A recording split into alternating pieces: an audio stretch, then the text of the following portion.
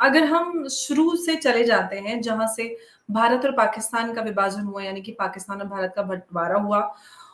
जिस बिना पर भारत और पाकिस्तान अलग हुए, वो बिना थी धर्म यानी कि इस्लाम के नाम पर, मुसलमानों के नाम पर पाकिस्तान अलग किया गया और जिस तरह से ये बात उठाई गई कि भारत में मुसलमानों को एक एक जो प्रोपेगेंडा पाकिस्तान का उस वक़्त रहा था, जो कि जिन्ना साहब ने एक जो थ्योरी गढ़ी थी कि यहाँ पर मुसलमानों के हुकूकों पे इस तरह से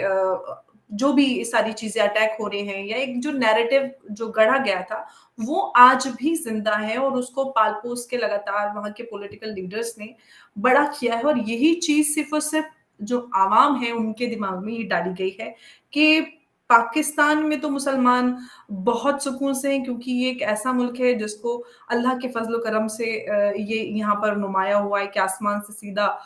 ये नुमाया होकर पाकिस्तान ज़मीन पर आया था और बाकी लोग तो भारत के जो मुसलमान हैं, जो कि सही मायने में माशाल्लाह सरसब्ज़ हैं, जिनको जो एक दुनिया की सबसे बड़ी डेमोक्रेसी में रहते हैं, जहाँ पर रूल ऑफ लॉ है, वहाँ के लिए वो एक इस तरह का प्रोपेगेंडा या इस तरह की झूठ में जीना चाहते हैं कि पाकिस्तान तो बहुत अच्छा है, भारत के मुसलमान बहुत ज़ुल्म का शिकार हैं। अगर उनको ऐसा लगता है कि भारत में जो मुसलमान हैं, वो बहुत ज़्यादा ज़ुल्म का शिकार हैं, तो वो अपने दरवाज़े खोल दें ना, फिर जो मुसलमान ज़ुल्म का शिकार है, वो पाकिस्तान में आ जाएँगे। ऐसा करके क्यों नहीं देख लेता पाकिस्तान? इतना समय हो गया, इतना वक़्त बीत गया, हम सब जानते हैं कि जिस बिना पर भारत और पाकिस्तान का विभाजन हुआ था, वो एक अच्छी शुरुआत नहीं थी जहाँ पर लाखों लोगों को ज़ुल्म का शिकार होना पड़ा था, लाखों लोग मारे गए थे, कितने ही लोग बेघर हुए थे, ख़ास तौर से पंजाब रीजन में हिंदू, सिख और ईसाई हर तरह के लोग इधर से उधर हुए थे और एक सोचिए कि जो जिन्ना की एक विश थी, विशफुल थिंकिंग की वजह से कितने ही लोगों को इस ज़ुल्म का शिकार होना पड़ा, कितने ही लोगों को इधर से उधर होना पड़ा, कितने ही लोगों को अपने जो परिवार था, उनसे बिछड़ना पड़ा क्योंकि आज भी कितने सारे लोग ऐसे हैं जिनके रिश्तेदार पाकिस्तान में आधी फैमिली और आधी फैमिली भारत में है। तो बिना जो थी, जो शुरुआत थी, बुनियाद थी, वो बिल्कुल भी अच्छी नहीं थी और हमें बिल्कुल उम्मीद थी कि रिश्ते अगर शुरुआत ऐसी हो, तो आगे रिश्ते बिल्कुल अच्छे नहीं होंगे। लेकिन पाकिस्तान का जो ट्रैक रिकॉर्ड रहा है, लगातार 1947 यानी कि जब 18 जुलाई 1947 जब इंडियन इंडिपेंडेंस एक्ट बना और इसको ब्रिटिश पार्लियामेंट ने पास किया, उसके बाद 15 अगस्त 1947 को भारत और पाकिस्तान अलग-अलग हो गए और एक तरह से जो पाकिस्तान कहता है उनको आज़ादी मिल गई। हालाँकि पाकिस्तान में आज़ादी के नारे आज भी लगते हैं। पाकिस्तान को तो आज़ादी आज भी नहीं मिली है। तो तब से लेकर लगातार 1947 में ही पाकिस्तान ने कबायलियों के भेष में कश्मीर पर अटैक किया। लगातार 4 जो अटैक हैं पाकिस्तान ने भारत की तरफ किए और कितने ही सारे हर वॉर के बाद एग्रीमेंट साइन हुए। उसके बाद भी उन सारे एग्रीमेंट्स को और जो टर्म्स साइन हुए उनको बार-बार उनका उल्लंघन किया। बार-बार भारत की तरफ से एक पीस का और एक अच्छे रिश्ते बनाने का जो इनिशिएटिव लिया गया, लेकिन ये पाकिस्तान की एक हिस्ट्री रही है कि पाकिस्तान ने बार-बार धोखा दिया है। तो धोखा जो है वो पाकिस्तान की बुनियाद में है, पाकिस्तान की सोच में है, उनकी लीडरशिप से लेके आम लोगों तक जो सोच परोसी गई है, उसका नतीजा आज पाकिस्तान में जो हालात हैं, वो उसमें साफ नज़र आता है। अच्छा अंबर जी, आप सोशल मीडिया एक्टिविस्ट हैं, तो कभी किसी पाकिस्तानी से आपकी डिबेट हुई इन इश्यूज पे? भारत और पाकिस्तान के रिश्तों को जी लेकर? जी। जी, बहुत सारे लोग हैं जो हम जिस तरह के हम लोग डिस्कशन करते हैं, जिस तरह की हम लोग बातें और मुद्दों को उठाते हैं, तो बहुत सारे लोग बहुत सारी बातें लिखते हैं और लोग कहते हैं हालाँकि पाकिस्तान की तरफ से ऐसा कोई टू वे कम्युनिकेशन या कोई डिबेट डिस्कशन इस तरह का वो नज़र नहीं आता है कि एक स्ट्रॉन्ग ओपिनियन हो। रेटरिक ज़्यादा नज़र आता है कि आप तो मोदी भक्त हैं, आप लोग मुसलमानों के बारे में नहीं बात करते, भारत में मुसलमानों का कत्ल-ओ-गारत किया जा रहा है। पता नहीं कौन से ख्वाब में कोई ख़ास एक ऐसा नैरेटिव निकल कर नहीं आता जिनसे हम बात कर सकें या जिससे डिस्कशन या डिबेट की जा सके। इस तरह का मुझे कुछ जो इंटेलेक्चुअल या जर्नलिस्ट होते हैं जिनको हम जानते हैं, उनके अलावा कि उनसे हम एक बहस कर सकें, एक डिबेट डिस्कशन हो सके, उनके अलावा आम लोगों में मुझे उस तरह की सोच नज़र नहीं आती। हालाँकि अब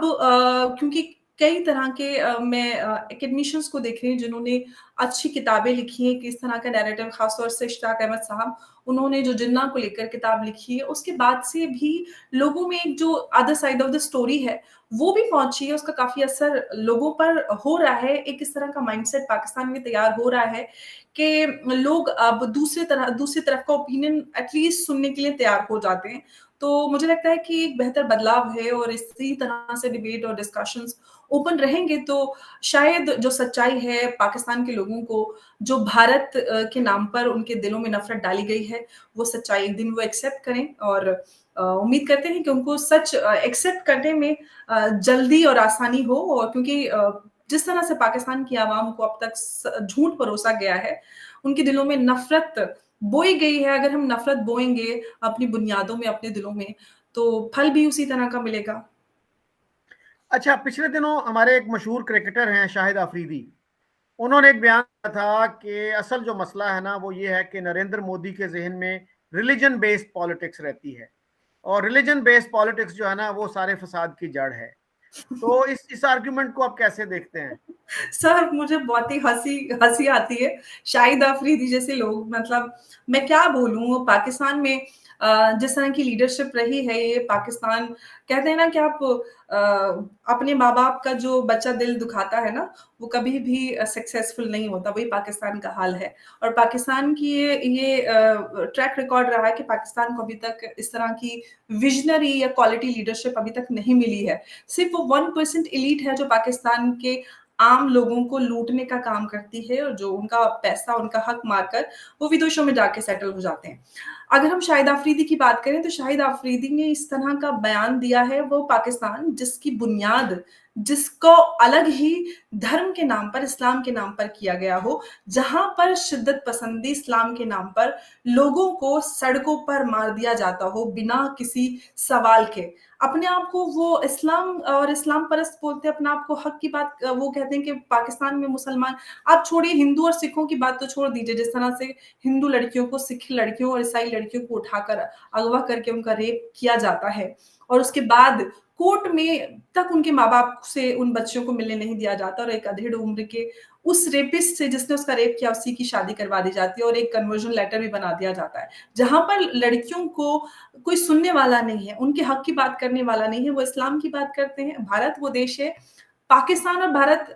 भारत से पाकिस्तान अलग हुआ। भारत में सही मायने में डेमोक्रेसी यहाँ पर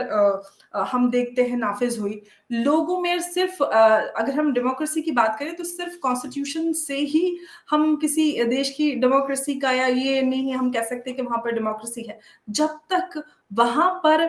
लोग सही मायने में इस जमहूरियत को सही मायने में उसको फ़ॉलो करते हों। भारत वो एक एग्ज़ाम्पल है, यहाँ पर रूल ऑफ़ लॉ को लोग मानते हैं, सही में एक-दूसरे के रिलिजन का सम्मान करते हैं, इज़्ज़त करते हैं। यहाँ पर हर कोई ऐसी दुनिया का धर्म नहीं है, जिस धर्म के लोग भारत में ना रहते हों और सबको कॉन्स्टिट्यूशन ने अधिकार दिया, हक दिया है कि आप अपनी मर्ज़ी से अपना धर्म फ़ॉलो कर सकते हैं, प्रैक्टिस प्रीच कर सकते हैं और हर धर्म के लोगों को यहाँ पे कोई भी म कॉन्स्टिट्यूशन लेवल पे तो कोई डिस्क्रिमिनेशन है ही नहीं। साथ ही जो लोग हैं, समाज है या कौम की बात करें जो भारतीय कौम है, वो भी एक-दूसरे के प्रति ये तो भारत की हज़ारों साल की संस्कृति और एक भारत का ट्रैक रिकॉर्ड रहा है। यही भारत का नेचर और यही डीएनए है कि हम हर एक को धर्म और जाति से ऊपर उठकर उनका इज़्ज़त और सम्मान और बराबरी से प्यार करते हैं। यहाँ पर ईद हो, दिवाली हो, होली हो, हालाँकि कुछ एलिमेंट्स ऐसे होते हैं जो इस तरह की बातें छोटी-मोटी बातें कर जाते हैं, लेकिन जो लार्ज सोसाइटी है, लार्ज जो स्केल पे है, वो एक-दूसरे के त्योहारों में, एक-दूसरे की